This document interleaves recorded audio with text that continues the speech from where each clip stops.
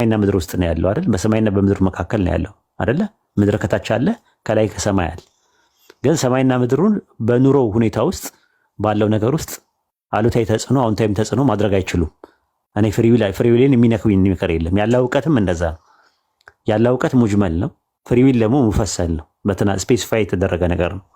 ስለዚህ ያለ እውቀት ቀደር የሚባለው ነገር በሁለት ይከፈላል። ቀደር ሸርዒና ቀደር ከዊኒ ተብሎ።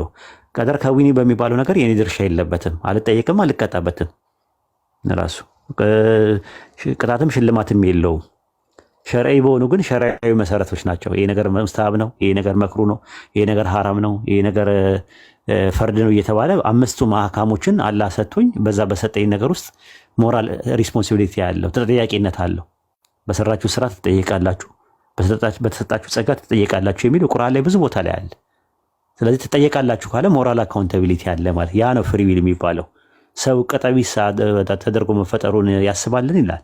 ቅጠቢስ ማለት ቅጥ የሌለው ነገር መረን የሌለው ነገር አይደለም። እንደ እንስሳ ከእናቱ ጋርም ከእህቱም ጋር ከሴት ልጁም ጋር ሴክሹዋል ኢንተርኮርስ ሊያደርግ ይችላል፣ ተራክቦ ሊያደርግ ይችላል። ግን ማንም ይጠይቀው የለም። አላህም ለምን አደረግክ ብሎ አይጠይቀው። የሰው ልጅ ግን ሞራል አካውንታቢሊቲ አለው፣ ግብረ ገባዊ ተጠያቂነት አለው፣ ይጠየቅበታል ማለት ነው። እና ፍሪዊል የሚባል ነገር አለ። ፍሪዊል ስለመኖሩ ብዙ ማስረጃዎች አሉ። ሎጂካል ማስረጃዎች አሉ፣ ሳይኮሎጂካል ማስረጃዎች አሉ፣ ኢፒስቴሞሎጂካል ማስረጃዎች አሉ፣ ሜታፊዚካል ማስረጃዎች አሉ፣ ኦንቶሎጂካል ማስረጃዎች አሉ።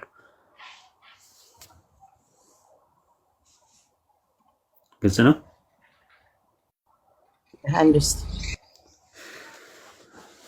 እንኳን እችን የዝም ጠንካራ ቃለው ነገር ይመስላል። አይ አንደርስታንድ አለች። እኔማ አንደርስታንድ አድርጌያለሁ። ኤክስፕሌን ማድረግ ስለከበደኝ ረጅም አሁን አንተ ባስረዳህበት መንገድ እስኪሉም እውቀቱም የለኝም እና ያ ሰው ደግሞ እንዲያደርገው ስለፈለኩኝ ኢንቫይት አደረገውና ከእሱ ጋር ዲስከስ እንድታረቁ አንድ ሁለት ልጆች አሉና ሜይ ቢ ምናልባት ኢንሻአላህ አሁን ጊዜው ዘመኑ ጠያቂ ትውልድ ነው ያለው። ስለዚህ መጠየቅ ነው። አሁን ፊት ለፊት ብዙ ህዝብ እንዲማርበት እኔ በውስጥ ከማወራው ይልቅ ፊት ለፊት እየተነጋገርን እየተወያየን በእያንዳንዱ ነገር ላይ ኤቪደንሳችንን ኢፒስቴሞሎጂካል አርጊውመንት ቢልድ እያደረግን መሄድ እንችላለን ማለት ነው። ኦፕቲሚስቲክ የሆነ አፕሮች ያስፈልገዋል ለነዚህ አይነት ነገር ማለት ነው። ሰውም ይማርበታል ኢንሻአላህ። እና ሲመቸው እንጃ። አሰላሙ አለይኩም ወራህመቱላሂ ወበረካቱ። መሰለም ደህና ነሽ? እንዴት ነህ? ሰላም ነው? ምንድን ነው እሱ የምሰማው? ምንድን ነው የምሰማው?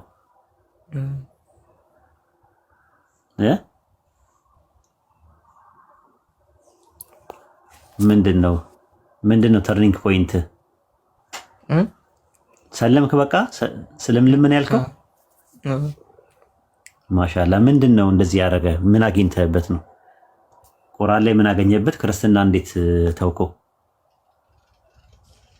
አይ እኔ አሁን ስለ ኖርማል ከሌሎቹ የሚለየኝ የነበረው አንድ አምላክ እንዳለ አምናለሁ። ግን ዋናው ነገር ግን ኢየሱስ ክርስቶስ ተሰቅሏል። ያ ነው ኮር ፖይንቱ። የጆሆቫ ዊትነስ ዋናው ኮር ብሊቫችን ዋናው የሚባለው የኢየሱስ ክርስቶስ ሞትና ትንሣኤ ነውና፣ ግን ሞቱ እንዳለ ሆኖ ትንሣኤው እንዳለ ሆኖ ግን እኛን ለማዳን ምን ማድረግ አለበት ስትል መጀመሪያ ራሱ ንጹህ መሆን አለበት። በመጽሐፍ ቅዱስ አስተምሮ መሰረት ደግሞ እያየሁት ነበር የሆነ ቦታ ላይና ኢየሱስ ክርስቶስ ደንቆሮ ብሎ ተሳድቧል። ራሱ ደግሞ ሌላ ቦታ ላይ ደንቆሮ ብሎ የሚሳደብ ያንን ፍርድ ይገባዋል ይላል እና ራሱም ንጹህ አይደለም ማለት ነው። እና ፍጹም ካልሆነ ያው ለራሱ ነው የሚጠየቀው ማለት ነው። እዛም ሲሄድ አልገደሉትም አልሰቀሉትም የሚለውን መጽሐፍ አንብበው መታገኝ አይ ቲንክ ከፈለክ ማለት ነው። አዲስ ዓለም ልታሰጥ ትችላለች። ከአብዱ መርካቶ ጋር ግንኙነት ስላላት ኮንታክት አድርጋትና እሱን ውሰድና የተደበቀ እውነት የሚለውን እሱን መጽሐፍ ያው አብዛኛውን የሥላሴ ትምህርት ስለማትቀበለው የሥላሴ ሐሳቤ ብዙም አያስፈልግህም። ነገረ ክርስቶስም ላይ ያለው እውን ኢየሱስ የባህሪ አምላክ ነው የሚል መጽሐፍ አለኝ። እሱም ብዙ የሚያስፈልግ አይደለም። አሁን ለአንተ የሚያስፈልግ እነዚህ ናቸው። ሞር ወደ እስልምና ጠቅልለን እንገባ የሚያደርጉ እነዚህ ሁለት መጽሐፍቶች ይረዱሃል፣ ያግዙሃል። ኢንሻአላህ አላህ ያግዝህ። አሜን። ጭለታለው ኡስታዜ ጃመልስልኝ። እሺ ግሩፕ ይሄውና ሚኪ ኦርቶዶክስ የሚለው ልጅ ነው። ሶሪ ያ ኦርቶዶክስ የሚለው ልጅ ነው ኡስታዜ። ረጅም ጊዜ ኦርቶዶክስ ነው እሱ። ብዙ ሃይማኖቶችን ዳክሮ አሁን ላይ ሁሉንም ትቶት ካይንድ አላህ ካለም እግዚአብሔርም ካለም አይ ዶንት ኖ እንደዛ ረጅም ጊዜ ዲስከስ እናደርግ ነበር። ነገር የለም ስለኔ እኮ ሙስሊም የመሰለኝ ነው እኮ እንደዛ ስትኝ ሁሉ ነገር ኦኬ ችግር የለም። ከሚኪዬ ጋር እናወራለን ማለት ነው። ሚኪዬ ሰላም ብያለሁ። በቅድሚያ ጀምር ወይስ ሰላም ብያለሁ። እንዴት ነህ? ኦኬ ሰላም ነው። እንዴት ነው? ሰላም ነኝ። ሁሉ ሰላም ነው? ቤተሰብ ሰላም ነው? ሁሉ ሰላም እግዚአብሔር ይመስገን፣ ፈጣሪ ይመስገን። ኦኬ አይዞህ፣ አትሳቀቅ። ከፈለግ እግዚአብሔር ይመስገን በል። እሺ እሺ፣ ፈጣሪ እግዚአብሔር ይመስገን በል፣ ፈጣሪ ይመስገን በል፣ አላህ ይመስገን በል። ችግር የለውም። ለመግባባት ያክል ነው። እሺ ምንድነው ያለ የፍሪ ዊል የለም ብለህ ነው የምታምነው? ኧረ ያ ፍሪ ዊል የሚባል ነገር የለም ብዬ ነው የማምነው። ምን ማለት ነው ፍሪ ዊል ማለት? ሊቭ የገባሁት ማለት ነው ፈጣሪ እንድገባ አድርጎኝ ነው በአዲስ ዓለም በኩል ማለት ነው እንጂ ገባኝ። በአዲስ ዓለም በኩል እንድትገባ እንዳደረገ ማስረጃ ስጠኝ እስቲ። መግባቴ ማስረጃ ነው ማለት ነው። እንድትገባ ያደረገ እሱ እንድትገባ ማድረጉን ማስረጃ ስጠኝ ነው የምልህ ያልኩት። ማስረጃ አጠር ያለ ማስረጃ ልስጥክ። እሺ የመግባቴ ዋና መንስኤ እሱ እንደሆነ ማለት ነው። አሚን በቀላሉ ዓለምን የፈጠረውና እኔን የፈጠረኝ እግዚአብሔር ፈጣሪ ነው አይደለ? ባይዞ እግዚአብሔር ፈጣሪ ነው የምለው አም ኖት ኦርቶዶክስ። እዚህ ጋር ኦርቶዶክስ ያልኩት ጀስት ዝም ብዬ ነው እና አም ኖት ኦርቶዶክስ ኤኒሞር። በፈጣሪ ብቻ ነው የማምነው፣ በፈጣሪ ብቻ ማለት ነው። ዓለምን የፈጠረ ፈጣሪ አለ፣ በኢቮሉሽን አላምንም። ዓለምን የፈጠረ ፈጣሪ አለ፣ ዜን ኤቭሪቲንግ ኮንትሮል ያደርጋል እሱ። ሁሉን ነገር ፕሪደስቲንድ አድርጎታል የሰውን ልጅ ህይወት በሙሉ ማለት ነው። ስለዚህ እኔ እዚህ ሊቭ ላይ ለመግባት መጀመሪያ መፈጠር አለብኝ ላይክ ኤርሊ ስንሄድ ማለት ነው። ስለዚህ ለመፈጠሬ ምክንያት ደግሞ ፈጣሪ ነው። ነምበር ዋን ራይት። ነምበር ዋናው መንስኤ ለመፈጠሬ ፈጣሪ ነው። ስለተፈጠርኩ ነው እዚህ ሊቭ ላይ የገባሁት። አንደበት ስለሰጠኝ ነው እዚህ ሊቭ ላይ መናገር የምችለው። አይን ስለሰጠኝ፣ እጆች ስለሰጠኝ ነው እዚህ ጋር ገብቼ እንዳወራ ኤቭሪቲንግ እንዳደርግ ያደረገው። ስለዚህ ሁሉን ነገር ያደረገው ሁሉ ነገር ሶፍትዌሩንም ሃርድዌሩንም የሰጠኝ ፕሬሰንሴንም የፈጠረው ራሱ ፈጣሪ ነው። ስለዚህ እዚህ ጋር ያመጣኝ እሱ ነው እንጂ ነው አይደለም። እኔ በራሴ ፈቃድ ወደዚህ ዓለም መጥቼ ከዛ ደግሞ ወደዚህ ሊቭ አልገባው። ወደዚህ ዓለምም ያመጣኝ ላይቭ ወደዚህ ላይቭ አልገባውም። ሊቭ እንድል ስላደረገኝ ነና እና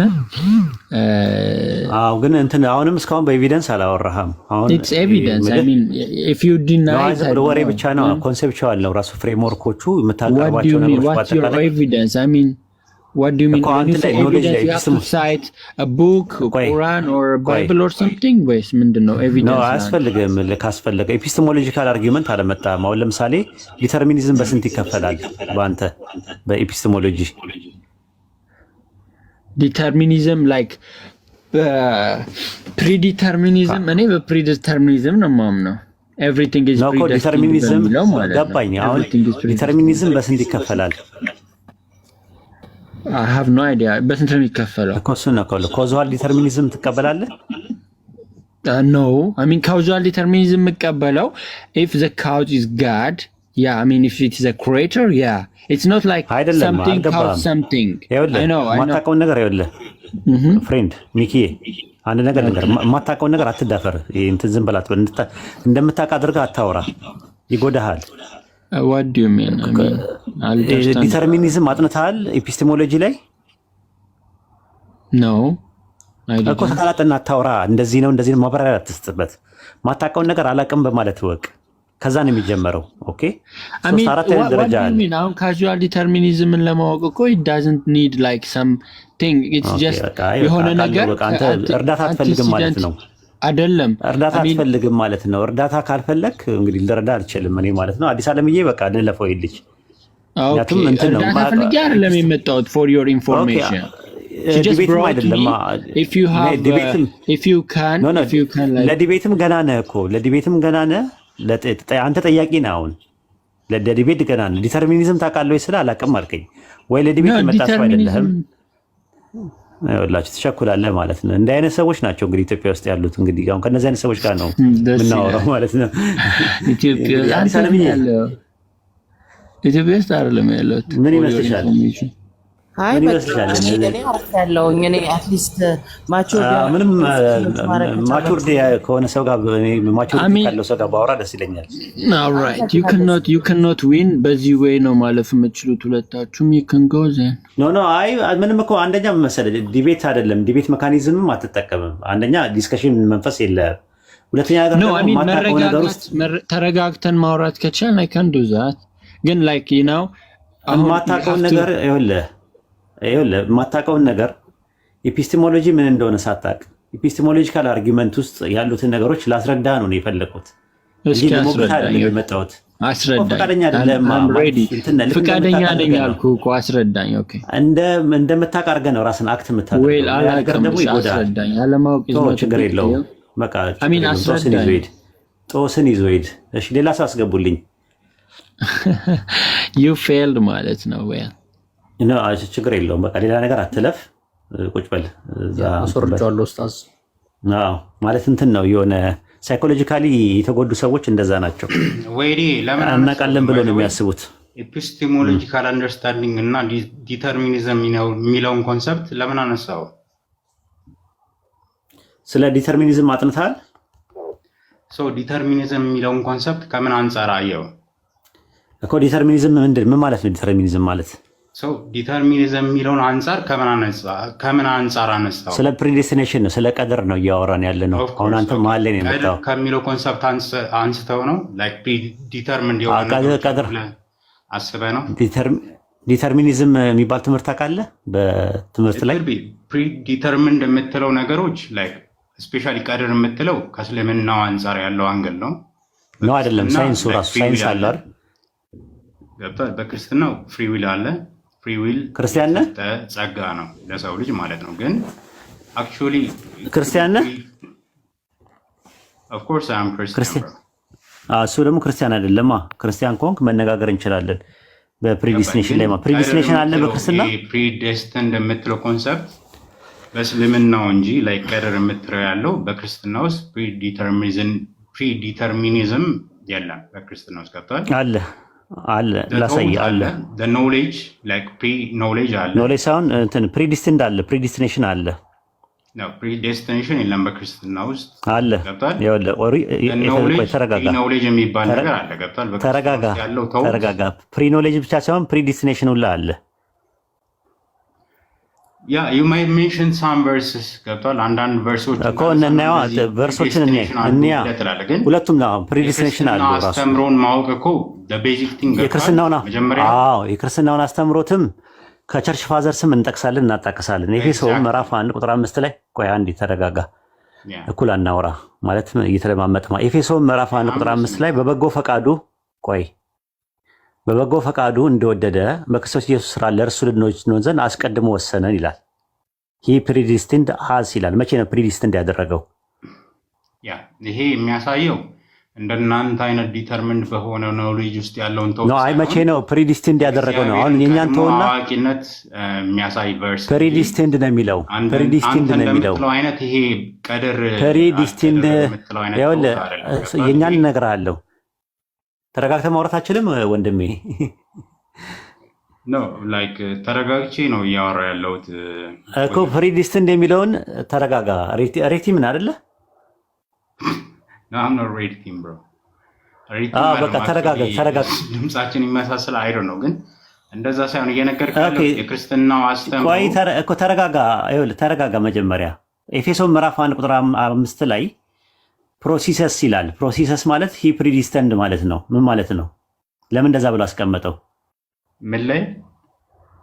ኤፌሶን ምዕራፍ 1 ቁጥር 5 ላይ ፕሮሲሰስ ይለዋል ግሪከኛው ላይ። እንግሊዝኛው ላይ ሂ ፕሪዲስቲንድ አስ ይላል። ፕሪዲስቲንድ አደረገ ይላል። ፕሪዲስቲንድ አደረገ ይላል።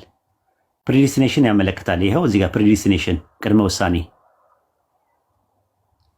አይ ዶንት ቲንክ ሶ። ምናልባት ግሪኩን ልታውቅ ትችላለህ፣ ግን እንግሊዝኛውን አውጣው። እንግሊዝኛውን አውጣው ከፈለክ። ይኸው በትልቁ በትልቁ ያው በትልቁ በክርስትና አስተምሮ ውስጥ አውጣው። አይ ችግር የለውም። ቅድመ እውቀትን የሚገልጽ እንጂ ቅድመ ውሳኔም አለ። አሁን ተረጋግተን እናውራ።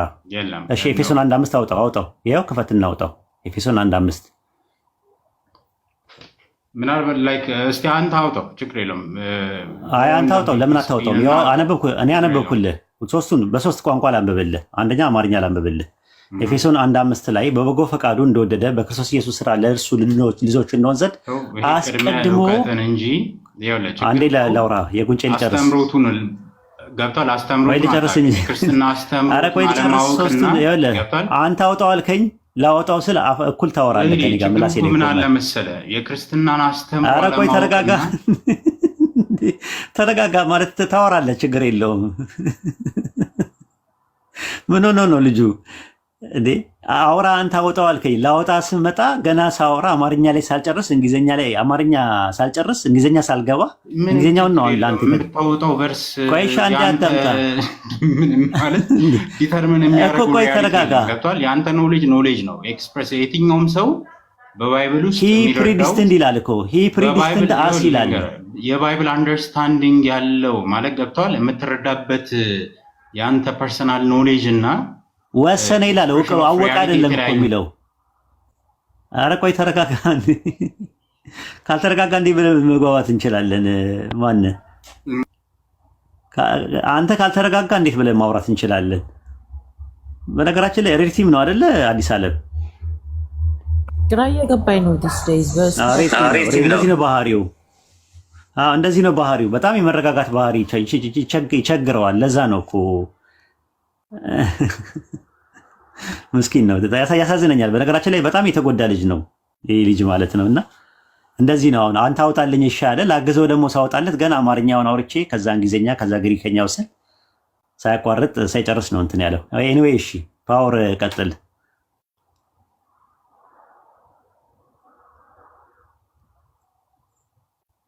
እሺ ፓወር ቀጥል። እሺ ችግር የለም ካልተመሳሰሉም ችግር የለም። ግን በጣም እንደ ሬዲት የሚባለውም እንደዚህ አለመረጋጋት አለበት። ተመልሷል። ኡስታዝ አጥቷል። ኦኬ ይመለስ፣ ችግር የለውም። ላንብልህ እንግሊዝኛውን የትኛውን ላንብልህ? በመጀመሪያ ወይድ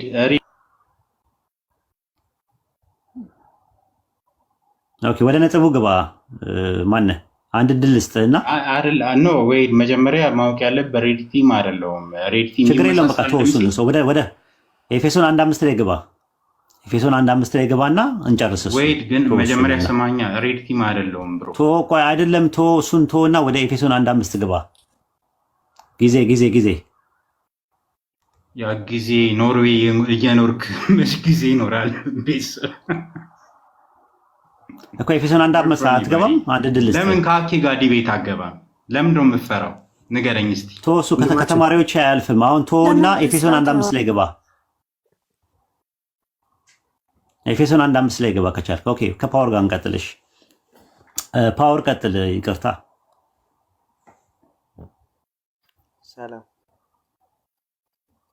ሰላም ፓወር፣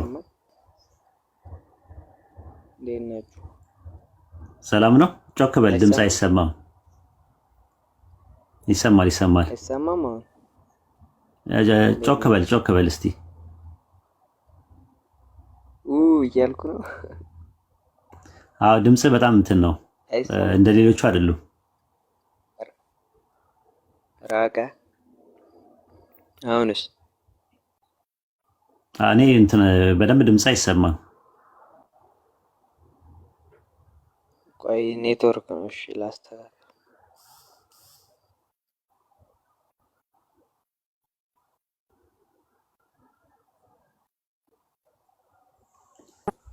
አሰላሙ አለይኩም ወራህመቱላሂ ወበረካቱ። ኡስታዝ እንዴት ነህ? እሺ ቀጥል። አሁን እስቲ እንሞክር። ስለ ስላሴ ያወራችሁ ነበር ቅድም። እያወራን ነበረ። ዘፍጥረት 3:22፣ ዘፍጥረት 11:6፣ ዘፍጥረት 1:26፣ 3:22፣ 2:18 እና 11:6ን እያየን ነበረ። በስላሴ ታምናለህ አይደል ፓወር? ኦኬ ኦሪት ዘፍጥረት ምዕራፍ 11 ቁጥር 6 ላይ ያህዌ ኑ እንውረድ የሚለው እነማንን ነው?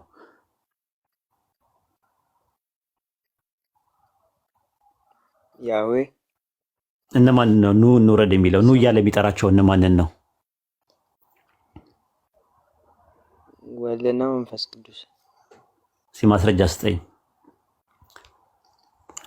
እግዚአብሔር የዘዳግም 6:4 ላይ ያለው እስራኤል ስማ አምላካችን እግዚአብሔር አንድ እግዚአብሔር ነው የተባለው እግዚአብሔር እነማንን ነው ኑ የሚለው? ስለ ወልድና መንፈስ ቅዱስን አልከኝ። እስቲ ማስረጃ ስጠኝ። ባዩ ማን ነው? እነማንን ነው የሚለው? ባዩ ማን ነው ያልከኝ? እስቲ ድገመኝ። መጀመሪያ ይሰማል ይሰማል። ስላሴ ማለት ምን ማለት ነው? ከሱ ብንጀምር አይሻል? 11:6 ላይ ነኝ ያለሁት ነጥቧ ላይ እኮ በዛ እንሄዳለን ብዬ እኮ። ችግር የለውም እሱን አብራራላለሁ ከፈለክ ችግር የለውም። የጠየቅኩት ጥያቄ ዘፍጥረት 11:6 ላይ ነኝ ያለሁት። ኑ እንውረድ ሲል እነማንን ነው ያለው? ስለ ወልድና መንፈስ ቅዱስ ነው። ባዩ ማን ነው? ስለ ባዩ ማን ነው? ባዩ ማን ነው? አብ። ባዩ ማን ነው ያልከው? ኦኬ አብ ነው። ኦኬ ባዩ በአብ ነው የሚለው ደግሞ ለወልድና ለመንፈስ ቅዱስ ማስረጃ ስጠኝ እስቲ ሁለቱን ነገሮች። ባዩ አብ ስለመሆኑ እና የሚለው ደግሞ ኑ እያለ የሚለው ደግሞ ወልድና መንፈስ ቅዱስን ስለመሆኑ ቢብሊካል ኤቪደንስ ስጠኝ። መዝሙረ ዳዊት ምዕራፍ 32:5 መሰለኝ። እስቲ ያውጡ። ምን ይላል? ኑ የሚለው ወልድና መንፈስ ቅዱስን የሚል ሐሳብ አለ። የጠየቁት ጥያቄ ልብ አድርግ። ኑ እያለ የሚለው እንደዛ ሳይሆን ጥያቄ እሱ ነው። ጥያቄ እሱ ነው። ጥያቄ እግዚአብሔር ዘፍጥረት 11:6 ላይ ኑ የሚለው እነማንን ነው? ከየት ነው ኑ የሚላቸው? የት ሄደው ነው ኑ የሚላቸው? ወልድና መንፈስ ቅዱስ ከየት ነው ኑ የሚላቸው? ወደ ምንድን ነው ኑ የሚላቸው?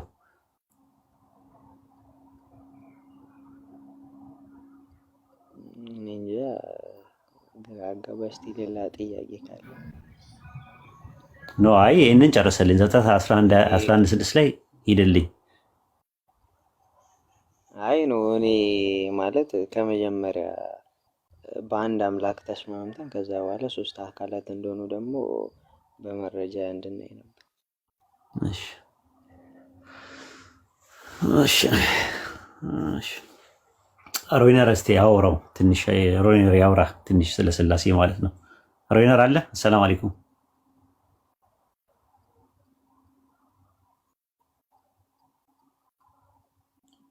ሮይነር።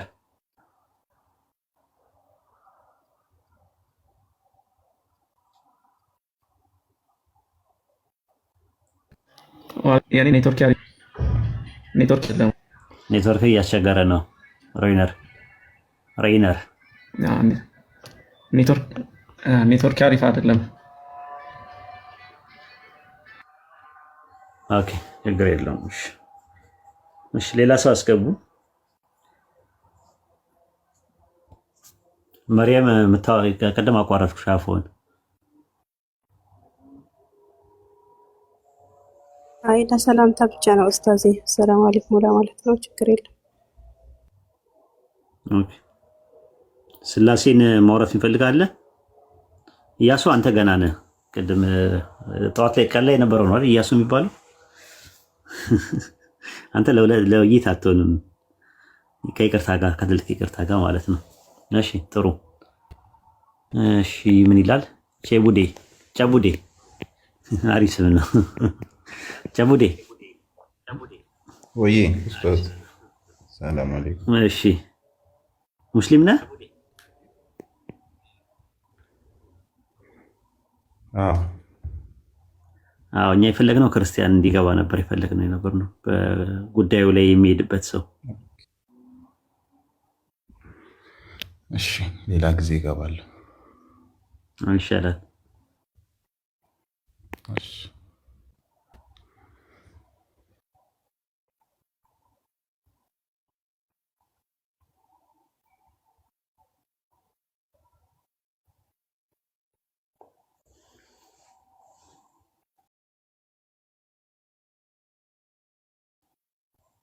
ሙስሊም አታስገቡ ለጊዜው። አንድ ቦታ ለክርስቲያን ተውላቸው። እኔ ብዙ ጥያቄ የለኝም። ያ ክርስትና ግን እንደ ሀሳብ መልከ ጸዴቅ ኢን ጀነራል ማን ነው የኢትዮጵያ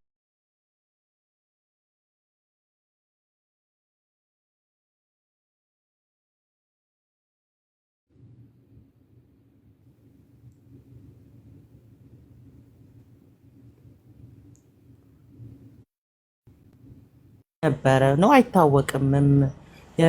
ክህነቱስ ምንድን ነበረ ምናምን ግራ ያጋባኛል። እና ወዲ ቲንክ ባዛት ጭንቅላቴ ላይ መጣው ነው። መልከ ጼዴቅ የሚባል ሰው ነበረ። ኦሪት ዘፍጥረት ምዕራፍ 14 ላይ ታገኘዋለች ታሪኩ ማለት ነው። ኦሪት ዘፍጥረት ምዕራፍ 14 ላይ ነው፣ ቁጥር 18 ላይ ነው ራሱ። 17 ላይ ጀመረሽ ብታነቢው እንደዛ ታገኘዋለሽ። የሰዶም ንጉስ የንጉስ ሸለቆ በሲሆን ሸለቆ ሊቀበለው ወጣ ይላል። ነገስታትን ገድሎ ሲመለስ ማለት ነው አብርሃም። የሳሌም ንጉስ መልከ ጼዴቅ።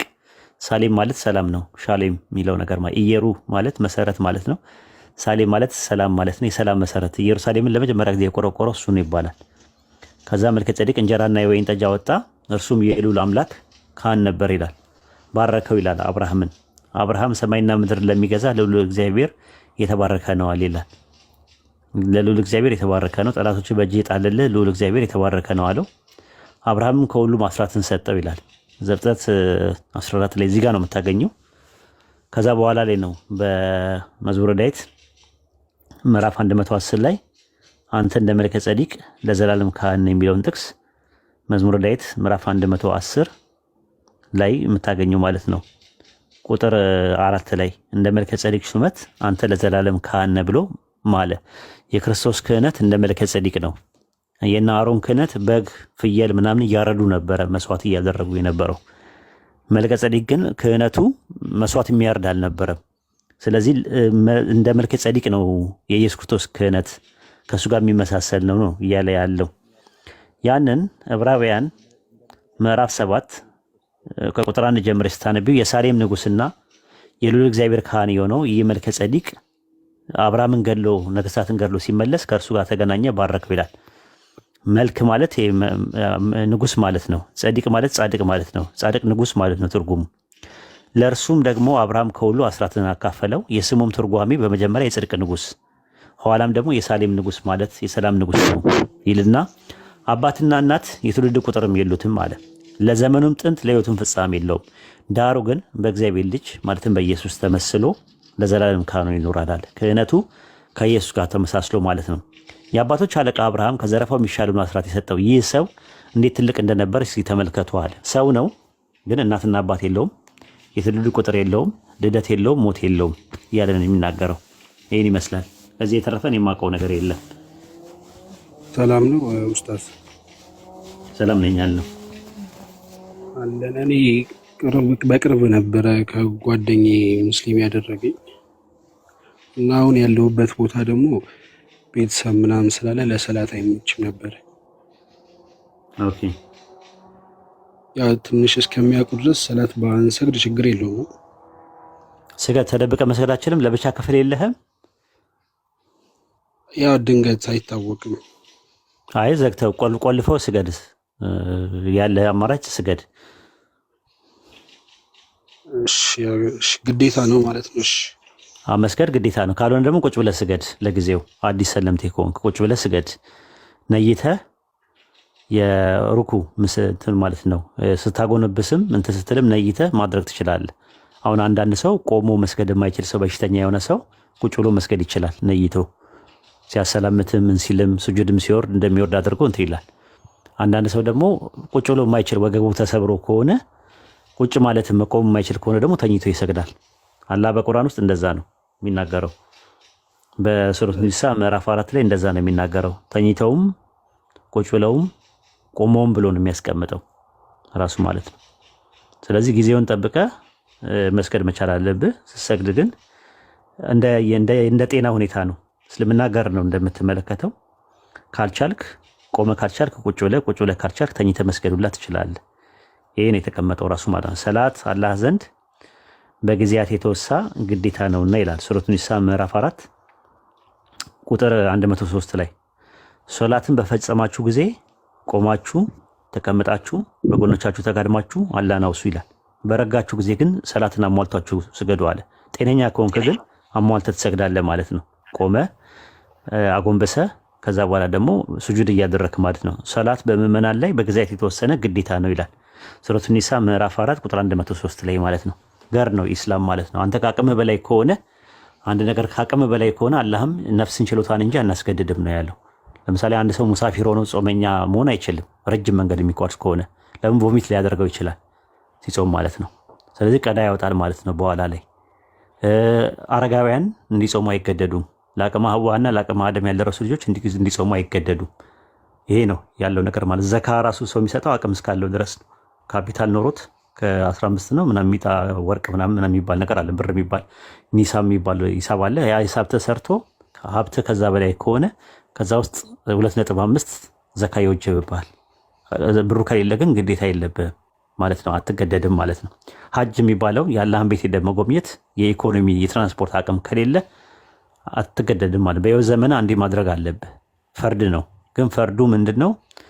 ኮንዲሽናል ነው ራሱ ልክ እንደዛ ማለት ነው። እና እያንዳንዱ ነገሮች በአጠቃላይ እንትኖች አሉት። ኢስላም ገር ነው እንትኑ ትምህርቱ። እና አንተ በተቻለ አቅም ሰላት ስትሰግድ ቤትን ቁልፍ አድርገህ ለመስገድ ሞክር ማለት ነው።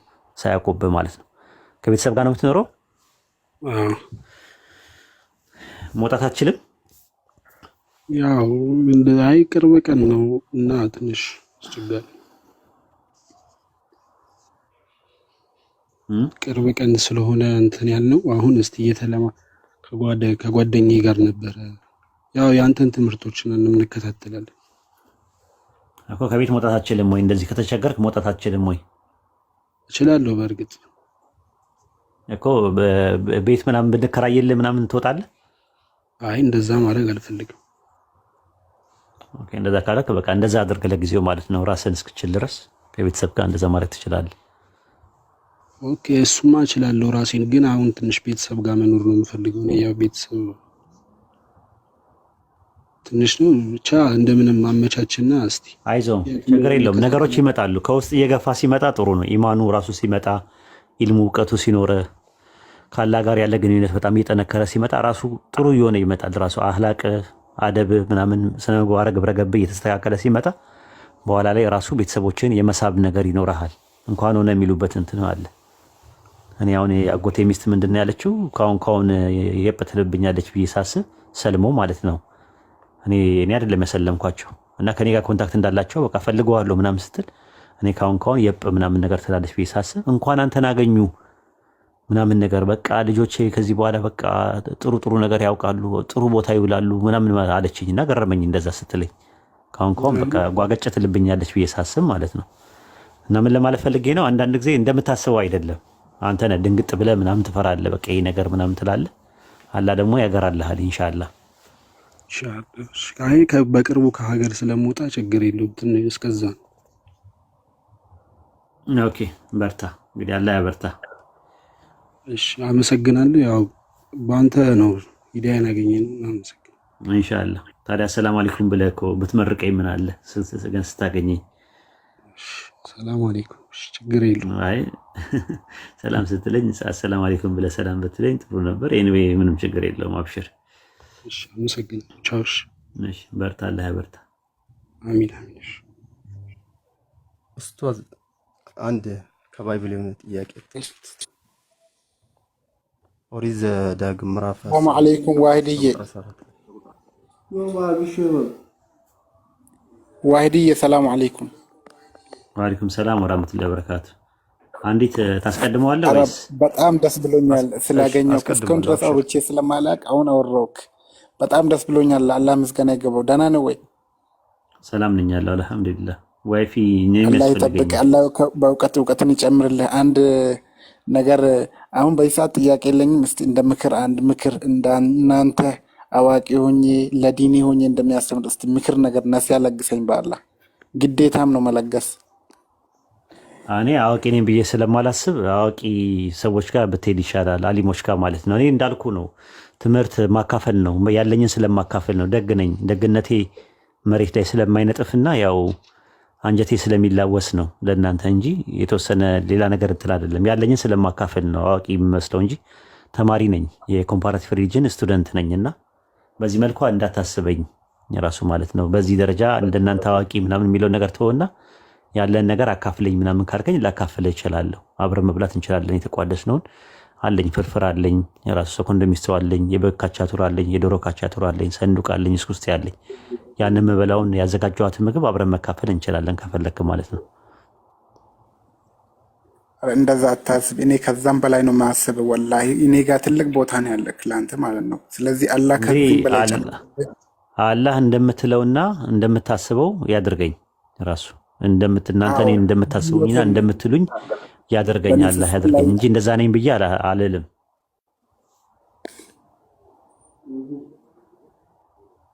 አላህ ይጨምርላችሁ። ሁላችሁም ንጽጽር ለምትሰሩትን ሰዎች አላህ ይጠብቃችሁ። አላህ በእናንተ ሰበብ ሂዳያ ለሁሉም እንድሰጥ ምኞቴ ነውና እንዴት ነህ? በተረፈ ሰላም ነህ? ሰላም ነኝ ያለው አልሐምዱሊላህ። ምን ይምጣ? ሻይ ቡና፣ ወተት፣ ማኪያቶ፣ ቡና ችግር የለውም። በዚህ አጋጣሚ አንድ ጥያቄ ልጠይቅህ። አላህ ሱብሓነሁ ወተዓላ ኢና እርሱ እያለ እኔ እያለ ሁዋ እርሱ እያለ ያውራልና ይሄ ነገር እንዴት ነው ይብራራለን? ኦኬ አላህ በመጀመሪያ መደብ አና ይላል። አምልኮን በተመለከተ ላኢላሃ ኢላ አና ሱረቱል አንቢያ ምዕራፍ 20 ቁጥር 25 ሱረቱ ጣሃ ምዕራፍ 20 ቁጥር 14 ላይ የመሳሰሉት ብዙ ቦታ ላይ አና ይላል፣ እኔ ይላል።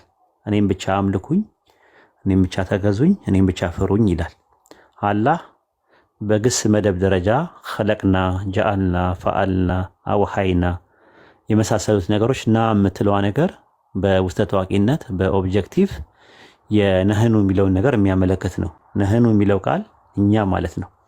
በአረብኛ ውስጥ ነህኑ ወይም እኛነት በሁለት ይከፈላል። አንደኛው ተአዚም ይባላል፣ አንደኛው ደግሞ ምን ይባላል? ጀመ ይባላል። አንደኛው መልቲቲዩድ ይባላል፣ አንደኛው ደግሞ አምፕሊቲዩድ ይባላል። አንደኛው ግነት ነው፣ አንደኛው ደግሞ ብዜትን ያመለክታል ማለት ነው። አላህ አንድ ፐርሰን አንድ ሸክስ ሆኖ ለምንድን ነው አና የሚለው ፋንታ ነህኑ የሚጠቀመው ስንል ግነትን ነው የሚያመለክተው። ግነትን እንደሚያመለክት ምንድን ነው?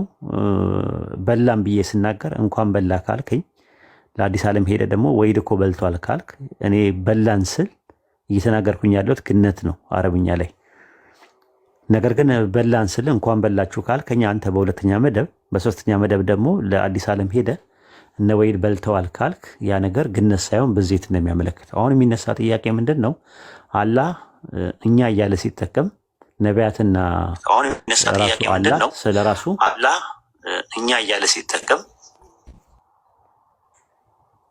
የረበሻችሁ ነው ያላችሁት። እና እኛ የሚለውን ነገር ሲጠቀም ምንድን ነው? ለምንድን ነው በሁለተኛ መደብ ሲጠቀሙ አንተ ነው ራሱ ስለ ራሱ ሲናገር አንተ እንጂ አንቱም የሚል ነገር አይጠቀምም። ወይም ደግሞ በሙሰና አንቱማ የሚለውን ነገር አይጠቀምም። በሶስተኛ መደብ ደግሞ ሁወ ነው የሚጠቀመው፣ እርሱ ነው የሚጠቀመው እንጂ እነርሱ ሁም ወይም ደግሞ ሁማ በሙሰና ሁማ ወይም ሁም በሚል በጀመ አይጠቀምም።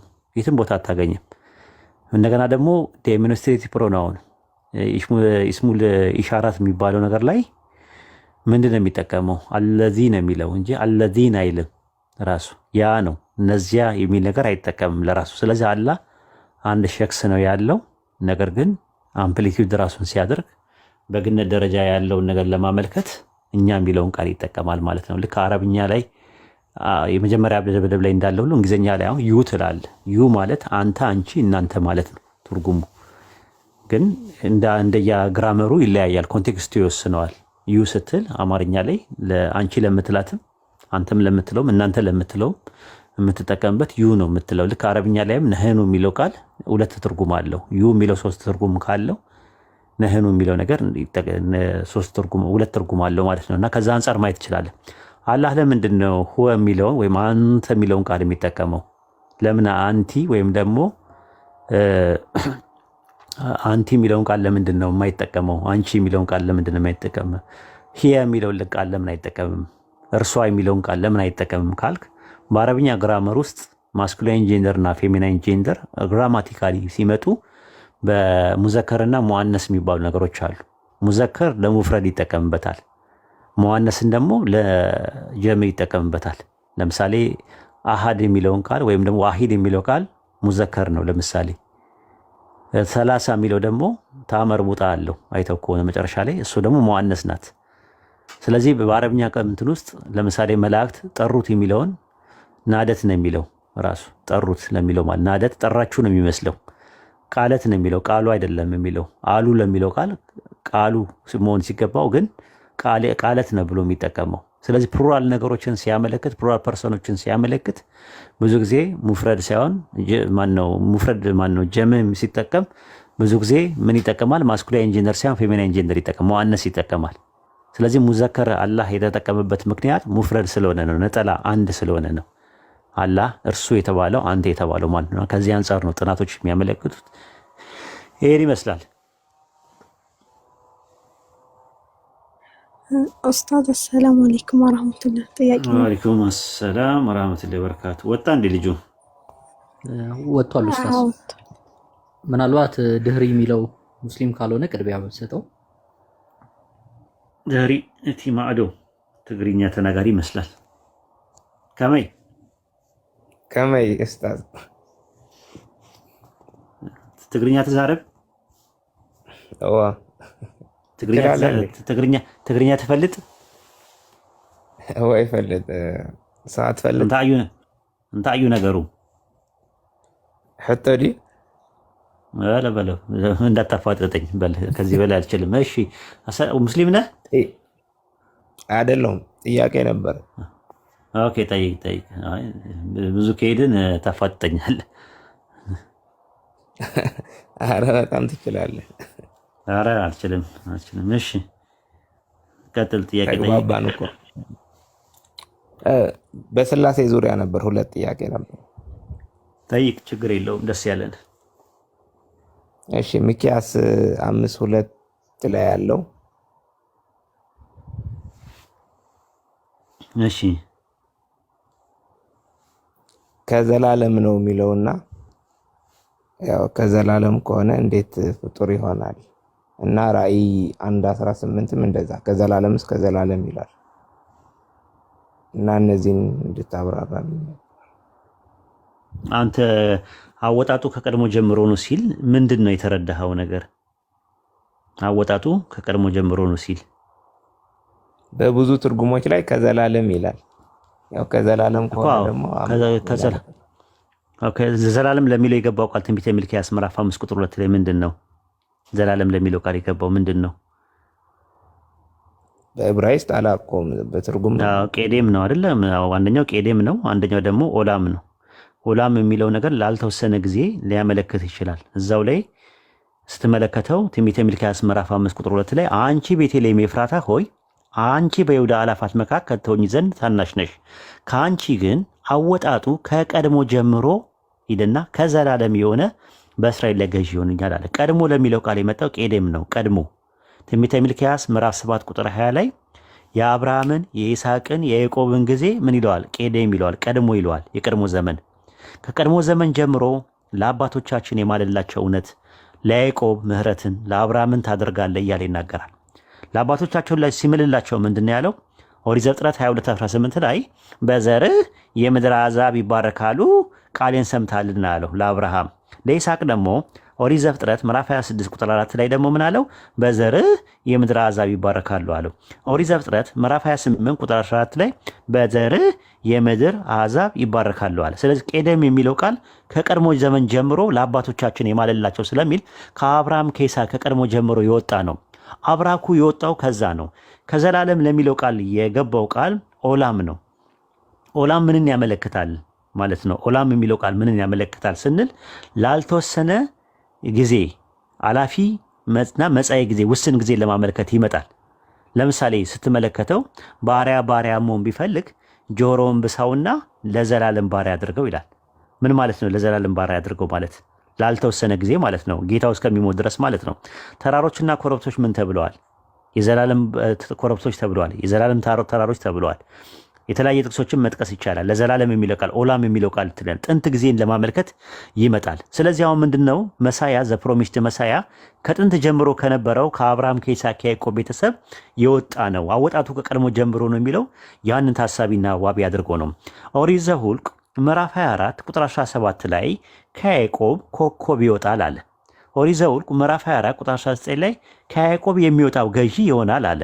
ዕብራውያን ምዕራፍ 7 ቁጥር 14 ላይ ከይሁዳ ነገድ እንደወጣ ይላል። ኢሳይያስ ምዕራፍ 11 ቁጥር 1 ላይ ከእሴይ ግንድ በትር ይወጣል። ዘካርያስ ምዕራፍ 3 ቁጥር 8 ላይ እነሆ ባሪያዬ ቁጥቋጥ አወጣዋለሁ አለ።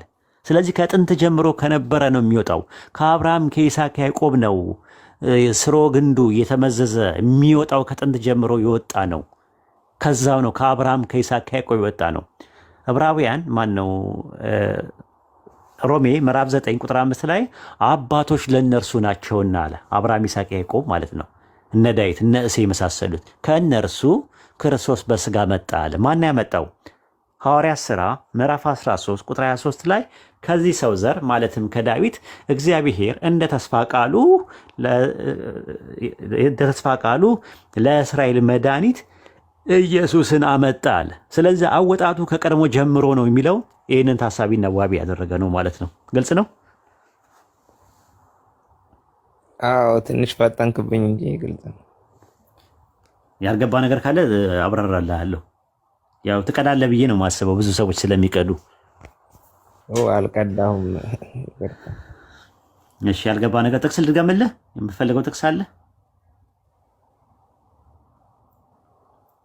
አይ አሪፍ ነው ገብቶኛል። እሺ ራእይ 1:18 ራእይ 1:18 ምንድን ነው የፈለግከው? እዛ ላይ ከዘላለም እስከ ዘላለም ይላል።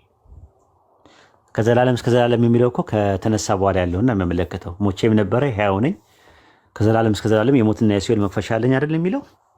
ራእይ 22:4 ላይም እንደዛ ይናገራል። ከዘላለም እስከ ዘላለም ይነግሳሉ ይላል ስለ አማኞች ሲናገር። ያ ማለት ናይዘር በጊኒንግ ኖር ኤንድ ማለት ነው እንዴ? መጀመሪያ የሌለው ፊተኛ መጨረሻ የሌለው ኋለኛ እያላቸው ነው። ዘላለም እስከ ዘላለም ሲል ራእይ 22 ላይ ማለት ነው። 22:4 ላይ ከዘላለም እስከ ዘላለም ይነግሳሉ ይላል። ከዘላለም እስከ ዘላለም ይነግሳሉ የሚለው ቃል ባይብል ላይ ብዙ ቦታ አለ። ገሃነምም ያሉ ሰዎችን ከዘላለም እስከ ዘላለም ብሎ ነው የሚያስቀምጣቸው። ራእይ ዮሐንስ ምዕራፍ 22 ቁጥር 5 ላይ ማለት ነው። ከእንግዲህ ወዲህ ሌሊትም አይሆንም፣ ጌታ አምላክም በእነርሱ ላይ ያበራላቸዋል፣ የመብራት ብር የፀሐይ ብርሃን አያስፈልጋቸዋል፣ ለዘላለም እስከ ዘላለም ይነግሳሉ። ከዘላለም እስከ ዘላለም ይነግሳሉ ይላል። ከዘላለም ይነግሳሉ እስከ ዘላለም ይነግሳሉ ማለት ምን ማለት ነው ብለን ስንል ያ ማለት ቤጊኒንግ የላቸውም ማለት አይደለም። ያ የሚያመለክተው ኢተርኒቲን ነው የሚያመለክተው ማለት ነው። ራእይ 14 ላይም እንደዛ ነው። በገሃነም ያሉ ሰዎችን ሲናገር ምንድን ነው የሚለው? ከዘላለም እስከ ዘላለም የሚል ነገር አለው። ራእይ 14 ላይ ስትመለከተው 14 ላይ ቁጥር 11 ላይ የስቃያቸውም ጢስ ከዘላለም እስከ ዘላለም ድረስ ይወጣል፣ ለአውሬውና ለምስሉ የሚሰግዱ ስሙን ቁጥር ምልክት የሚቀበል ሁሉ ቀንና ሌሊት እረፍት የላቸውም ይላል። ቀንና ሌሊት እረፍት የላቸውም ይላል። ከዘላለም እስከ ዘላለም ብዙ ቦታ ላይ ከዘላለም እስከ ዘላለም የሚሉ ነገሮች አሉ። ለአብ ብቻ ይመስለኝ ነበር ይሄ ጥቅስ። ለዛ ነው ጥያቄ ሆነ። አይ ችግር የለውም አብሽር። ኦኬ እሺ፣ ሌላ ጊዜ እመጣለሁ በሌላ ጥያቄ። አመሰግናለሁ። እሺ ሌላ ጥያቄ የለም? አለቀ። አትመርቅልኝም? ትንሽ መረቅ አታደርግልኝም? አሉ ግን እነዚህ ሁለቱ ነበር በጣም ላቃቸው የፈለኩት። እሺ እሺ። ወይ ቶማስ አምላኬ ያለው እሺ፣ ቶማስ አምላኬና ጌታዬ ያለው እንትኑን ምንድነው? ሂ ሴድ አንቱ ሂም አይደል የሚለው ፕሪፖዚሽኑ ኦሪት ዘፍጥረት 19:19 ላይ ይኸው ራሱ ሂ ሴድ አንቱ ዘም ነው የሚለው፣ ለመላእክቱም አላቸው ነው የሚለው። ከዛ ጌታዬ ሆይ ባሪያን አትለፈው ምናምን እያለ ያወራ ነበር ሎጥ። ማንን ነው የሚያወራው? ፕሪፖዚሽኑ የሚጠጋ ወደ ማን ነው? ለአምላኩ ነው። ለምን ታዲያ ሂ ሴድ አንቱ ዘም ለምን አለ? ለእነርሱ አላቸው ይላል። ሎጥ ያላቸው እነሱን ነው። እነሱ ሁለቱ መላእክቶችን እያወራ ያለው ሲባል አይ መላእክቶቹ እኮ መልእክተኛ ናቸው፣ በመልእክተኞቹ ፈጣሪ እያናገረ ነው ከተባለ ኢየሱስም ዮሐንስ 17:3 ላይ መልእክተኛ ነው። በመልእክተኛው በኩል ቶማስ ጌታዬና አምላኬ እያለ ነው ያለው አብን። እንደዚህ ብለህ በቀላሉ መመለስ ትችላለህ። ግን ሌላም አርጊመንቶች አሉት። ግራንፊል ሻርፕ ሩል የሚባል ነገር አለ። ምንድነው ግራንፊል ሻርፕ ሩል? ህግ ውስጥ ምንድነው? ሁለት እንትኖች ማዕረጎች በካይ በሚል ኮፕላቲቭ ኮንጃክሽን ተጻምረው ከፊት ለፊታቸው ደግሞ ዴፊኒት አርቲክል ከመጣና ተመሳሳይ ደግሞ ኬዙ ደግሞ ተመሳሳይ ኬዝ ከሆነ ወይ ጄኔቲቭ፣ አኩዜቲቭ፣ ኖሚኔቲቭ ከሆነ ስለ ሁለት ፐርሰኖች ነው የሚያወራው ብሎ ያስቀምጣሉ። በዚህ በግራምፒል ሻርፕ ሩል መሰረት ቶማስ ጌታዬ ያለው ኢየሱስን ነው፣ አምላኬ ያለውን ደግሞ አብን ነው። ሁለት ፐርሰኖችን ያመለክታል። ማይ ጋድ በሚለው ቃል ጄኔቲቭ ፎርም ነው። ማይ ሎርድ ማይ በሚለው ነገር ላይ ምን አለው እንትን አለ ሞዩ ወይም ሙ ወይም ሞዩ፣ አንዳንዴ ሙም ብሎ ይጠሩታል። ሙ ነው የሚለው ሙ ቴዎስ ገብተዋል። ቴዎስ ኩሪዮስ የሚለውን ቃል ይጠቀማል። ከዛ ካይ የሚል ነገር ይጠቀማል። እንደገና ደግሞ ሆ የሚል ዴፊኒት አርቲክል ይጠቀማል። ስለዚህ ሁለት ፐርሰኖችን ነው የሚያመለክተው፣ ዲስቲንክት ፐርሰኖችን ነው የሚያመለክተው። ሁለት ፐርሰኖችን ከሆነ የሚያመለክተው ጌታ የተባለው ኢየሱስ ነው፣ አምላኬ የተባለው አብን ነው ብለው ያስቀምጡም አሉ። እንደዛ ግን አንተ ሞር ይሄ ነገር ግራምፒል ሻርፕ የሚባል ነገር እኔ አላቅም። ምክንያቱም 14ኛ 15ኛ ክፍለ ዘመን ላይ የነበረ ስኮላር እንጂ ቸርች ፋዘር ሳያውቁትም ብለው ሙግት ካቀረቡብህ ኦሪት ዘፍጥረት 19 ላይ ገብተህ ሎጥ አላቸው ይላል። ሁለቱም መላእክት ምን አላቸው? ጌታዬ ሆይ ባሪያን አትለፈው አላቸው ይላል። ለምንድን ነው ፕሪፖዚሽኑ ወደ እነሱ ያስጠጋው ብለን ስንል ተመሳሳይ በእነሱ በኩል አምላክ እያናገረ ነው ያለው። ዮሐንስ ወንጌል ምዕራፍ 17 ምዕራፍ 20 ቁጥር 28 ላይም ቶማስ በመልእክተኛው በኩል እያናገረ ነው ያለው። ዮሐንስ ወንጌል ምዕራፍ 14 ቁጥር 10 ላይ እኔ ከራሴ ምንም አልተናገርኩምና በእኔ የሚኖረው አብ እርሱ ስራውን ይሰራል አለ። አንዳንዴ እኮ አብ ሲናገር ታየዋለህ። ዮሐንስ ወንጌል ምዕራፍ 8 ቁጥር 19 ላይ አባትህ ወዴት ነው ሲሉት ቁጥር 23 ላይ እኔ እርሱ እንደሆንኩኝ ባታምኑ በኃጢአታችሁ ትሞታላችሁ አላቸው። እንግዲያውስ አንተ ማን ነህ ሲሉት ከጥንት ጀምሮ ስናገር የነበርኩት ነው አለ። አብ ነበር ሲያወራ የነበረ ያኔ። ከዛ በኋላ ምን አላቸው? ዘጋ የላከኝ እውነተኛ ነው አለ ኢየሱስ። ቀጠለና እኔም ከእርሱ የሰማሁትን እነዚህን ለዓለም እናገራለሁ አለ። ስለ አብ እንደነገራቸው ግን አላስተዋሉም አለ። እና አንዳንዴ አብ ይመጣና ወይም ደግሞ አንዱ አምላክ ይመጣና በኢየሱስ በኩል ይናገራል። ለዛ ዕብራውያን አንዳንድ ላይ እግዚአብሔር ከጥንት ጀምሮ ለአባቶቻችን በነቢያት ተናግሮ በልጁ በዚህ ዘመን መጨረሻ ለእኛ ተናገረን አለ። በልጁ መቼ ነው የተናገረው ብለህ ስትል እዛ ጋር ስትመለከተው ማለት ነው። እና በልጁ በኩል ኮንታክት ያደርጉት ነበር ሰዎች ማለት ነው፣ ወይም ደግሞ በመልእክተኛው በኩል ያደርጉት ነበር። ለምን ዘፍጥረት 19:18 ላይ ሎጥ በመላእክቱ አማካኝነት ሎጥ ሂ ሴድ አንቱ ዘም ተብሎ ፕሪፖዚሽኑ የሚጠጋው ወደ መላእክት ሆኖ ነገር ግን በመላእክት አማካኝነት እያናገረ ነው ብሎ ካሉ፣ በተመሳሳይም ዮሐንስ ወንጌል ምዕራፍ 20 ቁጥር 28 ላይ ቶማስ እያናገረ ያለው አብን ነው ብለህ መፍታት ትችላለህ። ግልጽ ነው? ግልጽ ነው። ሰላም አለይኩም። ወአለይኩም ሰላም ወራህመቱላሂ ወበረካቱ። ሰለምቲ ነኝ እና የሆነ አንድ ጥያቄ ነበረኝ። ምንድን ነው ሰለምቴዎች? ምን አድርጉ ነው ሰው የምትሉት? ወረራችሁን እኮ ዙሪያችንን ወረራችሁት። ምንድን ነው ሰሞኑ? ምንድን ነው የእነ አዲስ ዓለም ስራ ነው? ምንድን ነው እያደረጋችሁ ያላችሁት?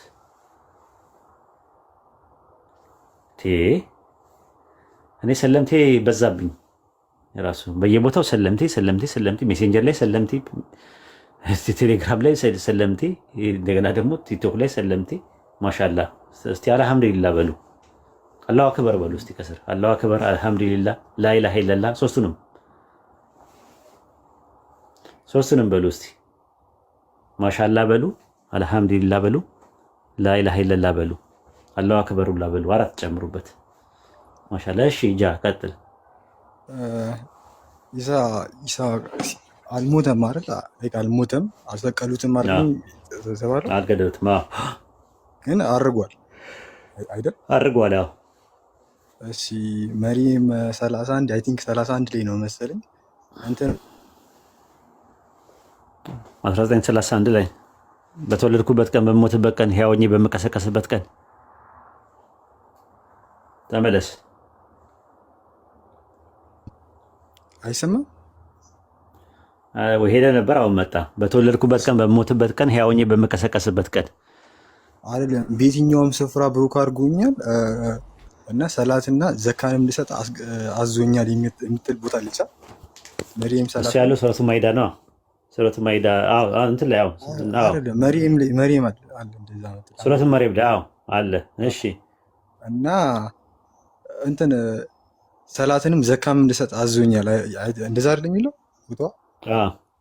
እና በህይወት እስካለ በህይወት አለ አይደል? እስቲ አሁን እና ዘካ ለማን ነው የሚሰጠው የምትል ጥያቄ። በህይወት እስካለው ሲል እኮ በምድር ላይ እስካለው ማለቱ ነው፣ ሌላ ነገር አይደለም።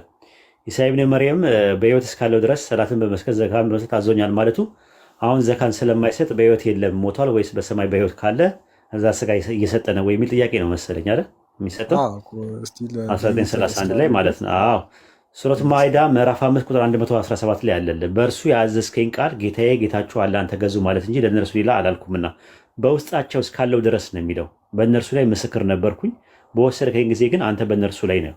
ዱምቱ የሚለው ቃል እስካለው ድረስ የሚለው ነገር በእነርሱ ውስጥ እስካለ ድረስ ነው። አየህ፣ በውስጣቸው እስካለው ድረስ በውስጣቸው እስካለው ድረስ የሚለው የሚጠቀመው የአረብኛው ቃል ዱምቱ ነው የሚለው። እስካለው ድረስ የሚለው ኃይለ ቃል አለ።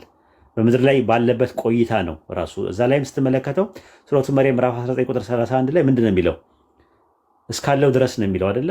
እስካለው ድረስ እስካለው ቤትም ስፍራ እስካለው ድረስ ለሚለው የሚጠቀመው የአረብኛው ቃል እስካለው የሚለው ዱምቱ ነው የሚጠቀመው።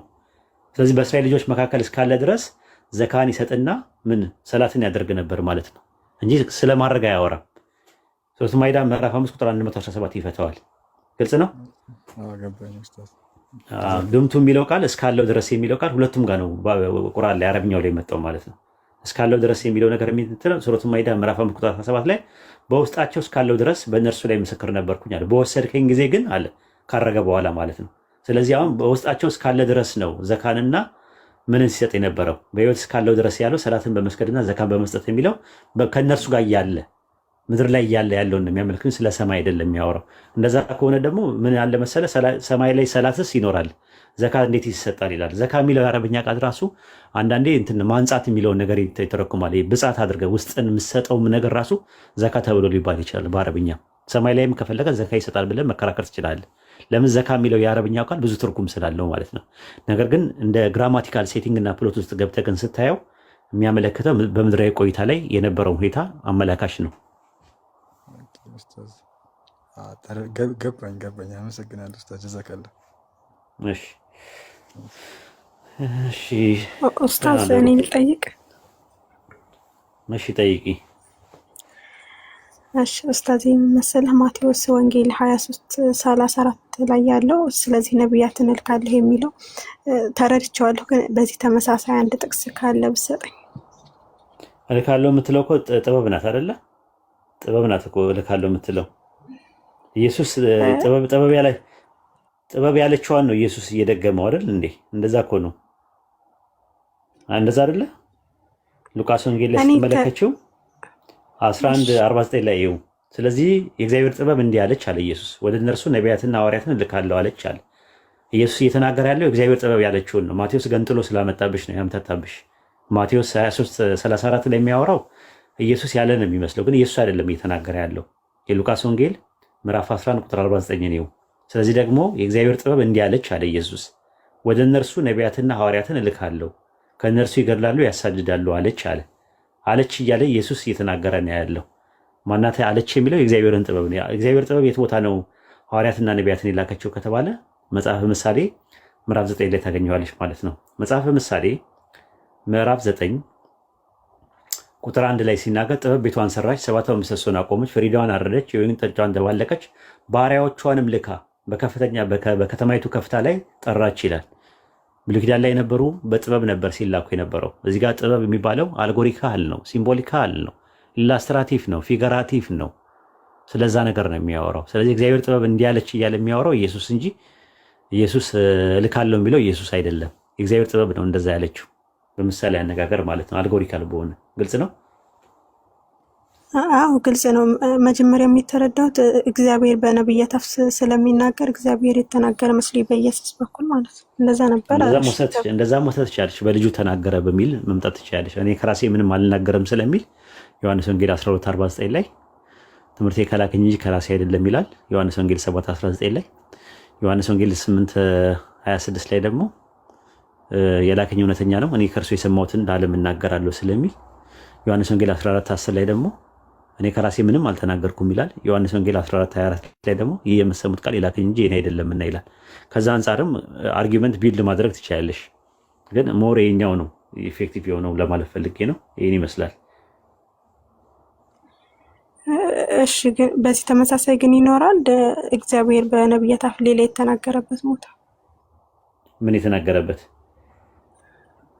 ልክ እንደዚህ መስሎ የመጣ ጥቅስ ካለ ምናልባት የላከበትን ነው የፈለግሽው?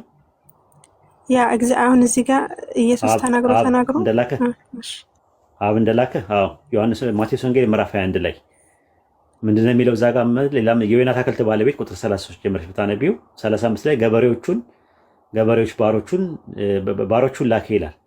መጨረሻ ላይ ልጄን ያፍሩት ይሆናል ብሎ ልጁን ላከ ይላል። ቁጥር 37 ላይ ልጁን የላከው ባሮቹን የላከው ነው። መጀመሪያ ልጁንና ባሮቹን የላከው ደግሞ ማነው? አብ ነው። ዕብራውያን አንዳንድ ላይ እግዚአብሔር ከጥንት ጀምሮ ለአባቶቻችን በነቢያት ተናግሮ ሁሉን ወራሽ ባደረገው በልጁ ደግሞ በዚህ ዘመን መጨረሻ ለእኛ ተናገረን ይላል። ዘመናትን ባደረገበት በልጁ በዚህ ዘመን መጨረሻ ለእኛ ተናገረናል። ስለዚህ በልጁ የተናገረውና በነቢያት የተናገረው አባትየው ነው ማለት ነው፣ አብ ነው። እሺ ጀዛከላህ። አንድ ልጨምር ምናልባት ካልደከመ። እሺ መርቂልኝ፣ ትንሽ መረቅ አድርጊልኝ። እሺ የኔ ደግሞ ሁሌ ጥያቄ የሚሆንብኝ እግዚአብሔር ብሉይ ኪዳን ላይ በምንነትም በማንነትም እንዲሁም አዲስ ኪዳን ላይ በምንነትም በማንነትም አንድ ነው፣ ግን ሶስት እንዴት ሊያደርጉ ቻለ? ከምን የተነሳ ነው ሶስት ብለው አርጊውመንትም እንደዚህ ሊደመድሙ የቻሉበት ምክንያት እኮ እሱን ነው መጠየቅ ያለብሽ። እኔን ለምን ታፋጥኛለሽ? እዚህ መምጥሽ ይህ ጥያቄ ማለት ነው እያደገ የመጣ ነው። ትሪኒቲ በአንዴ የመጣ ነገር አይደለም። መጀመሪያ ዩኒታሪያን ነበረ፣ ከዛ ቢኒታሪያን ሆነ፣ ከዛ በኋላ ትሪኒታሪያን ሆነ ማለት ነው። መጀመሪያ አንድ አምላክ አለ ብለው ያስተምሩ ነበር። ሁለተኛው ክፍለ ዘመን ላይ ሲመጣ ደግሞ ከአንድ አምላክ ሌላ ደግሞ ሌላ አምላክ ሁለተኛ አምላክ ማለት ጀመሩ። ሁለተኛ አምላክ እነ ዮስጦስ ሰማዕቱ፣ እነ ቱርቱሊያ፣ እነ ኦሪገን ምናምን የመሳሰሉት እንደዛ ነበር ሲያስተምሩ የነበሩት። በኋላ ላይ ግን በሶስተኛው ደግሞ መንፈስ ቅዱስን እግዚአብሔር መንፈስ ቅዱስ ጋድ ዘ ሆሊ ስፒሪት ብለው ደግሞ ጨመሩ። እግዚአብሔር አብ የሚል ባይብል ላይ 13 ቦታ ላይ አለ። ለምሳሌ ያዕቆብ 1:27 ላይ ንጹህና ነውር የሌለበት አምልኮ በእግዚአብሔር አብ ዘንድ ይህ ነው ይላል። እግዚአብሔር አብ የሚል ቃል ባይብል ላይ 13 ቦታ አለ። ነገር ግን እግዚአብሔር ወልድ የሚለው ለመጀመሪያ ጊዜ ኮይን ያደረጉት 325 ኒቅያ ጉባኤ ላይ ነው። እግዚአብሔር መንፈስ ቅዱስ የሚለውን ለመጀመሪያ ኮይን ያደረጉት በ381 በኮንስታንቲኒያ ጉባኤ ነው። ስለዚህ ትምህርቱ በአንድ ጊዜ የመጣ ሳይሆን በአራተኛው ክፍለ ዘመን ማብቂያ አካባቢ ላይ በደንብ የዳበረ ትምህርት ነው።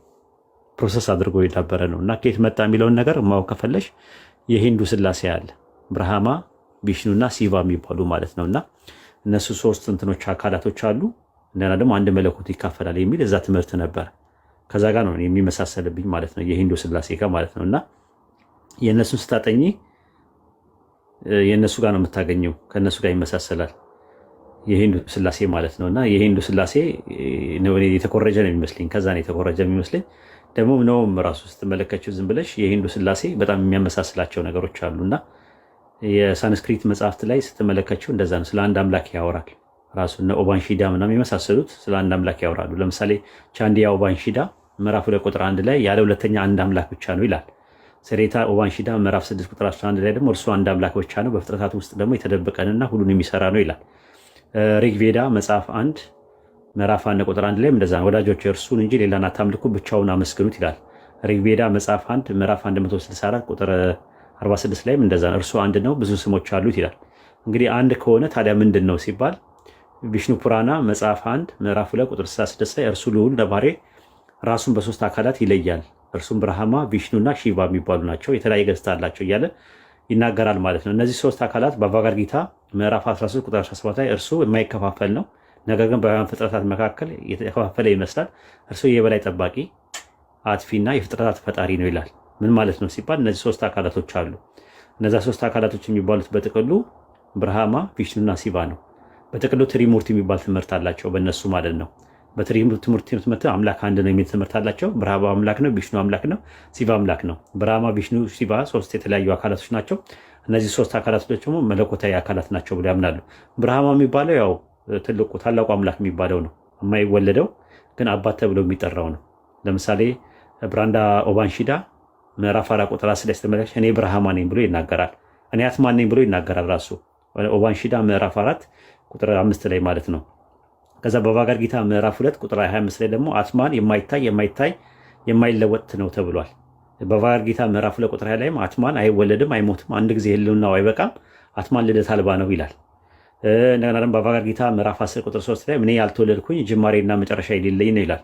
በአቫጋድ ጊታ ምዕራፍ 4 ቁጥር 6 ላይ ደግሞ ምንም ያልተወለድኩኝ ከፍጥረት የተሰወርኩኝ ነው ይላል። ብርሃማን በአቫጋድ ጊታ ምዕራፍ 14 ቁጥር 4 ላይ እኔ ህይወት ሰጪ አባት ነኝ ይላል፣ አብ ነኝ ይላል። አብ ማለት በእነሱ አባት ማለት ነው። በእነሱ ትምህርት ፒታ ይባላል። ፒታ ማለት አብ ማለት ነው፣ አባት ማለት ነው። ከዛ በኋላ ደግሞ ወደ ወልድ የሚባል ደግሞ አለ ራሱ ቪሽኑ የሚባል አለ። ቪሽኑ ማለት በሸነ ማለት ነው፣ ጠበቀ ከሚል ነው። ጠባቂ የሚባል አለ። አቫታር ሆኖ ይመጣል። አቫታር ማለት አቫ ወለደ ማለት ነው። ተወላጅ ማለት ወልድ ማለት ዘሰን ማለት ነው። ከሶስቱ አካላት ቪሽኑ በተለየ አካሉ 9 ጊዜ መጥቷል ተወልዷል ተብሎ ይታመናል ማለት ነው። በበጋድ ጊታ ምዕራፍ 4 ቁጥር 7 ላይ መቼም ቢሆን ጽድቅ ባነሰና አመፃ በበዛ ጊዜ አርጁን ወይ በየዛን ጊዜ ራሴ በምድር ላይ በየጊዜው እወለዳለሁ አለ። ቪሽኑ 9 ጊዜ ተወልዷል። ማቲያስ፣ ኩርማ፣ ቫራ፣ ራሳ፣ ሻማ፣ ፓራ፣ ራማ፣ ክሪሽና፣ ቡድሃ እየተባሉ 10ኛ ወደፊት የሚጠበቀው ደግሞ ካልኪ ይባላል ማለት ነው። በበጋድ ጊታ ምዕራፍ 4 ቁጥር 8 ላይ ታገኘሻለች። ጻድቁን ለመጠበቅ አጣንን ለማጥፋትና የሥነ ምግባር ሕግጋትን ድጋሚ ለመመስረት በምድር ላይ ከዘመን ዘመን እወለዳለሁ አለ። ማን የሚለው? ቪሽኑ ወልድ የሚባለው። ሶስተኛው ሺቫ የሚባለው ነው። ስጋቫ ማለት ብርሃናዊ ነዋሪ የሚባለው ዴቫ ይባላል፣ አምላክ ይባላል። እሱ ሩንዳ ይባላል። ሩንዳ ማለት መንፈስ ማለት ነው። አንድራ ማለት ቅዱስ ማለት ቅዱስ መንፈስ ነው እሱ ማለት ነው። ሪግቬዳ ምዕራፍ 20 ቁጥር 3 ላይ መጽሐፍ 2 ላይ ስትመለከት በታላቅ ጥሪ የተጠራው መንፈስ ቅዱስ ነው ይላል። ቅዱስ መንፈስ ነው ራሱ ማለት ነው ተብሏል። ሪግቬዳ መጽሐፍ 8 ምዕራፍ 93 ቁጥር 3 ላይ መንፈስ ተወዳጅና ጓደኛችን ነው እያለ ይናገራል። ስለዚህ እንደ ክርስቲያኖች አባባል ጋድ ዘ ፋዘር፣ ጋድ ዘ ሰን፣ ጋድ ዘ ሆሊ ስፒሪት የሚለው በሂንዱ ውስጥ ነበረ። ራሱ ይቀድማቸዋል። በ3102 ክሪሽና ለአርጁን በሰጠበት ምክር በቫጋድ ጊታ በሚባለው መጽሐፍ ላይ እንደዚህ አይነት ነገሮች ነበሩ ማለት ነው። የተለያየ መጽሐፍቶች ናቸው የእነሱ መጽሐፍቶች ያሏቸው ማለት ነው። እና የሂንዱ መጽሐፍቶችን ስታጠኝ የተለያየ ነው ራሱ ማለት ነው። በ3102 ላይ በድራቪድ ኢንዲያን የተነሳው ክሪሽና የሰጠው ምክር ውስጥ አለ። በ1500 ደግሞ አርያን ወደ ህንድ ሲገቡ ከተነሱ ነቢያት መካከል የተከለ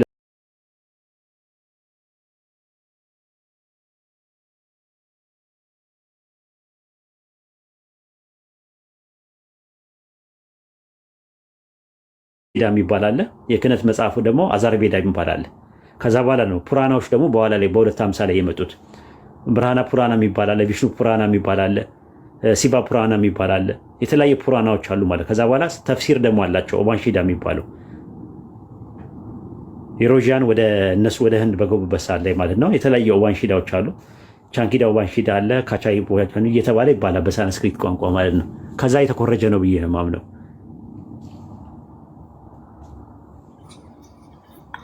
እሺ ኡስታዝ ጨረስክ? ኦኬ ጀዛከላ። ሌላው ደግሞ ምን አለ መሰለህ ኡስታዝ እንትን ዮሐንስ አንዳንድ ላይ ሄደው ቃል ስጋ ሆነ። እኔ ብዙ ጊዜ የምጠይቀው ቃል ስጋ ከመሆኑ በፊት አካላዊ መሆኑን ማስረጃ ጠይቃለሁኝና ግን አጥጋቢ ነገር ስለማይሰጡ ቃል ስጋ ከመሆኑ በፊት አካላዊ ነው ለሚሉት ማስረጃ ምን እንደሚያነሱ ልትሰጥ ትችላለህ? ዮሐንስ ወንጌል ምዕራፍ 1 ቁጥር 14 ላይ ካይ ሆሎጎስ ኤግኔቶ ሳርከስ ይላል። ቃልም ስጋ ሆነ ይላል። አሁን የምጠይቂ ሆነ የሚለው ቃል ላይ ነው። ሆነ የሚለው ቃል በባይብል ላይ 3 አይነት ትርጉም አለው። አንደኛ ሆነ የሚለው ኦሪት ዘፍጥረት ምዕራፍ 1 ቁጥር 3 ላይ እግዚአብሔር ብርሃን ይሁን አለ ሆነ ይላል። ሆነ ማለት ተፈጠረ ማለት ነው። ሆነ የሚለው ቃል ሁለተኛው ቃል የሚጠቀመው ኦሪት ዘጸአት ምዕራፍ 4 ቁጥር 7 ላይ አለ። የሙሴ በትር እባብ ሆነ ማለት ነው። ሆነ ማለት እዚህ ጋር ምንድነው? ተለወጠ በሚል ነው የመጣው። ሶስተኛ ነገር ደግሞ ሆነ ማለት ደግሞ ተፈጸመ በሚል ይመጣል።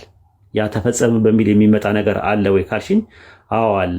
ራሱ አንደኛ ነገሥት ላይ ስትመለከችው እንደዛ ነው የሚለው ነገር። በኢዩ ተነግሮ የነበረው ቃል ምን ሆነ አለ ሆነ ይላል። ሆነ ማለት ምን ማለት ነው ሲባል ተፈጸመ ማለት ነው ራሱ ማለት ነው። በኢዩ ተነግሮ የነበረው ቃል ሆነ የሚል ነገር አለ። ሆነ ተፈጸመ ነው። ምን የሚል ቃል ነበር? ሁለተኛ ነገሥት ምዕራፍ 10 ቁጥር 30 ላይ ያህዌ ኢዩን በፊት ቅን ነገር አድርጋልና በልቤም ያለው ሁሉ በአካባቢ ቤት አድርጋልና ልጆች እስከ 4 ድረስ በእስራኤል ዙፋን ላይ ይቀመጣሉ አለው። ከዛ በኋላ ምን ሆነ? ሁለተኛ ነገሥት ምዕራፍ 15 ቁጥር 12 ላይ ምን አለ? ለኢዩ ልጆች እስከ 4 ድረስ በእስራኤል ዙፋን ላይ ይቀመጣሉ ተብሎ የተነገረው የአምላክ ቃል ሆነ ይላል። ሆነ ማለት ተፈጸመ ማለት ነው። ስለዚህ ቃልም ስጋ ሆነ ማለት ምን ማለት ነው ሲባል ለአብርሃም ለይስሐቅ ለያዕቆብ ቃል ተገብቶላቸው የነበረው ቃል ተፈጸመ ማለት ነው። ኦሪት ዘፍጥረት ምዕራፍ 22 ቁጥር 18 ላይ ለአብርሃምና ለዘሩ የተስፋ ቃል ተነገረ አለ። ስለ ብዙዎች እንደሚናገር ለዘሮች አይልም፣ ስለ አንድ እንደሚነገር ግን ለዘር ይላል፣ እሱም ክርስቶስ ነው አለ። ገላትያ ምዕራፍ 3 ቁጥር 16 ላይ ማለት ነው። ኦሪት ዘፍጥረት ምዕራፍ 22 ቁጥር 18 ላይ የምድር አሕዛብ ሁሉ በዘር ይባረካሉ ቃሌን ሰምታልና አለው። ያ ቃል የነበረው ለአብርሃም ለይስሐቅ ለያዕቆብ ተገብቶ የነበረው ቃል ድንግል ማርያም ማኅፀን ውስጥ ስጋ ሆነ።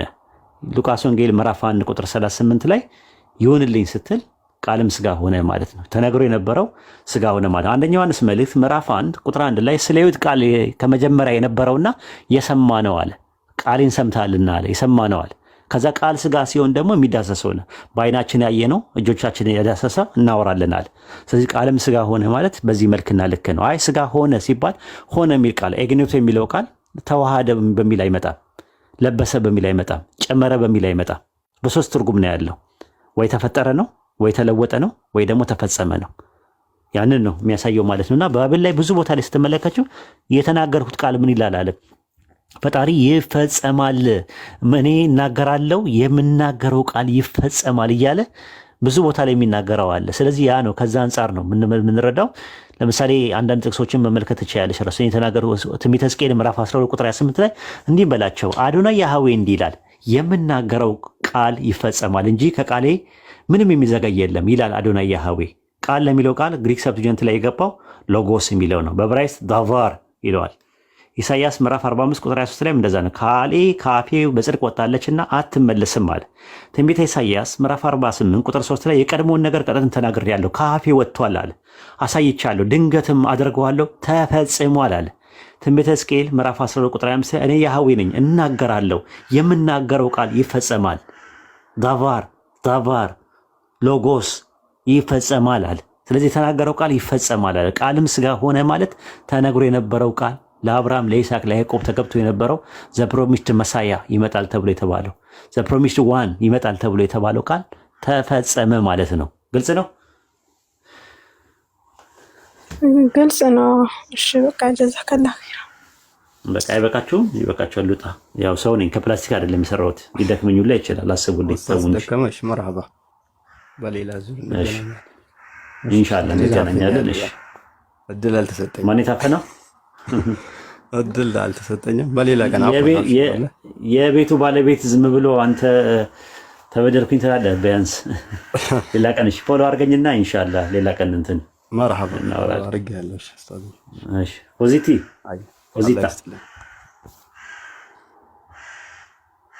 ፖዚታ አሜን። ኡስታዝ ሰላም አለይኩም። ወአለይኩም ሰላም ወራህመቱላሂ ወበረካቱ። አንዲት ኢንሻአላህ በቃ ሌላ ቀን እንትን ልበላችሁና እሺ ወሰላሙ አለይኩም ጀዛኩሙላህ ኸይር። በዱዓ እንረሳሳ፣ በዱዓ አስታውሱኝ። አላህ ይጠብቅ፣ አላህ ይባርክ። ሰላም አለይኩም ወራህመቱላሂ ወበረካቱ። ኡስታዙና እንዴት ነህ? ማሻአላህ። ሰላም አለይኩም ወራህመቱላሂ ወበረካቱ። እህቶችም ወንድሞችም እንዴት ናችሁ? ወአለይኩም ሰላም ወራህመቱላሂ ወበረካቱ። ሰላም ነው አልሐምዱሊላህ። አዙርቷል። እኔም በትንሹ አድርገኝ። ምንም የምቀጥለው ነገር የለኝም። አይ ሰላም ለመሰለም ብቻ ነው። ቀጥሉ። አዲስ አልተኛሽም እስካሁን? ወአለይኩም ሰላም ኡስታዝ፣ እንዴት ተኛለሁ? ወንጌል ተሰበከች ዛሬ፣ ያላትን ተራግፈው ወጣች። ሂንዱ ቡዲዝም ምን ተራግፈው ያላቸውን ዕቃ እንዳላረግፈው ወጡ። አሁን እስልምና ነው የቀራችሁ። ሻሃዳ የምትይዙ አንድ ቁጥር ጻፉ። መስለም እጅ መስጠት የሚፈልግ ካለ አንድ ቁጥር ይጻፍ። አንድ ኮመንት እየጻፍኩኝ ነበረ። ማለት የኡስታዝን በዚህ ዘመን ጠንካራ ክርስቲያን ልሁን ያለ ሰው ማለት ነው የኡስታዝን ትምህርት ሰምቶ እንደው በዛው ከቀረ ይሄን ሰምቶ እንደው መጠቀም ነበረባቸው። ምክንያቱም ብዙዎች አያውቁትም። ግን መሆን አይቻልም። ክርስቲያን ሆኖ መቅረት አይቻልም። የኡስታዝን ትምህርት ከሰማ ከሙስሊሞች ጋር መጥቶ ከተወያየ አንድ ክርስቲያን አንድ ከተነደፈ በቃ እንቅልፍ አይወስደው፣ አይተኛም፣ ልቦናው አያርፍም እስካልሰለመ ድረስ ማለት ነው። እና ጠዋት ማታ የምንተገው ለአንዱ አምላክ እጅ እንድትሰጡ ነው፣ ለሌላ ነገር አይደለም። እህቶች ወንድሞች እንቅልፋቸውን እያጡ